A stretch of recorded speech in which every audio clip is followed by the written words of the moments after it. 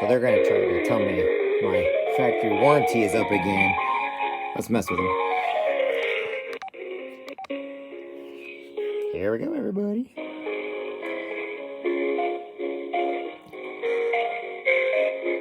I know y'all just love when I do these. So let's see what they tell us. Hey Craig, what's up, buddy? My factory warranty. That's what this one's about. So we're going to find out. They put you on hold.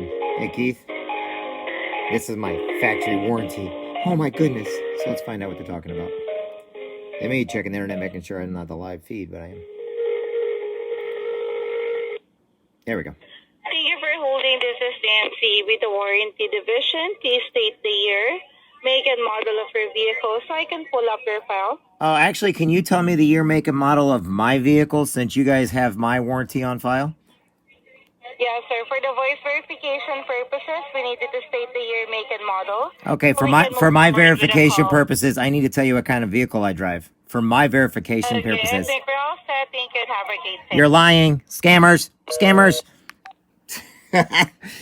That's even funnier. Okay, let's call them back, even though it's not the right number, but they won't tell you your make and model. The number you have reached Oh, is connected or is no. I'm sad.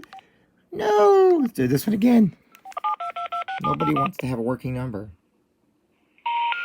The number you have reached has been disconnected or is no. All right, everybody, just remember, guess what? You can't, don't give them your social security number. Don't give them any type of information. And if they're calling you, flat out ask them.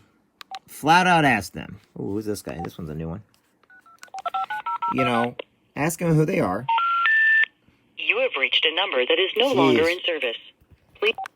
The best thing you can do is basically ask them, fine, what kind of vehicle do I drive? I mean, they can take a guess and probably get it kind of close, or what company. That's not information. All they got to do is tell you what company.